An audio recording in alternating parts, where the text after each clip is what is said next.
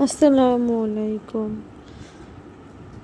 আবার আমি হাজির হয়েছি আপনাদের মাঝে নতুন একটা রেসিপি নিয়ে। আজকে আমি বানিয়েছি কাঁঠাল বিচির ভর্তা, যেটাকে আমি বাগার দিয়েছি।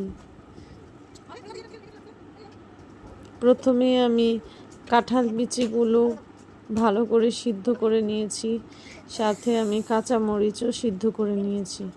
এরপর আমি সেগুলোকে পাটায় বেটে ভালো করে মিহি করে নিচ্ছি।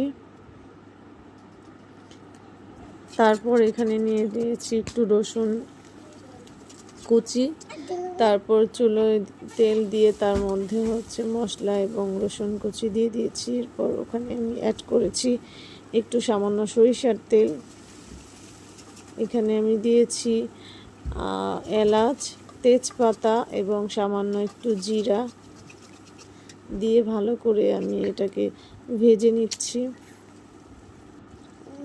এরপর ভেজে রাখা এই মশলার মধ্যে আমি দিয়ে দেব আমার কাঁঠাল বিচির ভর্তা জন্য বেটে রাখা কাঁঠাল বিচি। এটাকে এখন ভালো মতো ব্লেন্ড করব। এরপর আমি এখানে সামান্য লবণ অ্যাড করে দিয়েছি। যে যেরকম ঝাল এবং লবণ খান সেই অনুযায়ী অ্যাড করে দিবেন। দেখুন আমার কাঁঠাল বিচির ভর্তাটা কি সুন্দর সুস্বাদু হয়েছে, দেখতে লোভনীয় লাগছে। পুরো 1 প্লেট ভাত খেয়ে নিয়েছি আমি।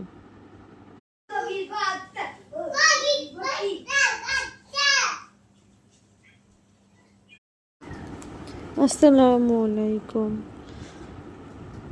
আবার আমি হাজির হয়েছি আপনাদের মাঝে নতুন একটা রেসিপি নিয়ে। আজকে আমি বানিয়েছি কাঁঠাল বিচির ভর্তা, যেটাকে আমি বাগার দিয়েছি।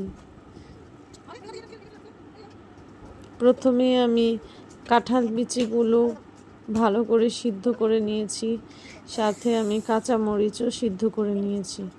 এরপর আমি সেগুলোকে পাটায় বেটে ভালো করে মিহি করে নিচ্ছি।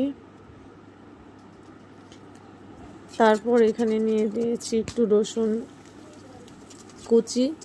তারপর চুলোয় তেল দিয়ে তার মধ্যে মশলা এবং রসুন কুচি দিয়ে দিয়েছি। এরপর ওখানে আমি অ্যাড করেছি একটু সামান্য সরিষার তেল। এখানে আমি দিয়েছি এলাচ, তেজপাতা এবং সামান্য একটু জিরা দিয়ে ভালো করে আমি এটাকে ভেজে নিচ্ছি। এরপর ভেজে রাখা এই মশলার মধ্যে আমি দিয়ে দেব আমার কাঁঠাল বিচির ভর্তা।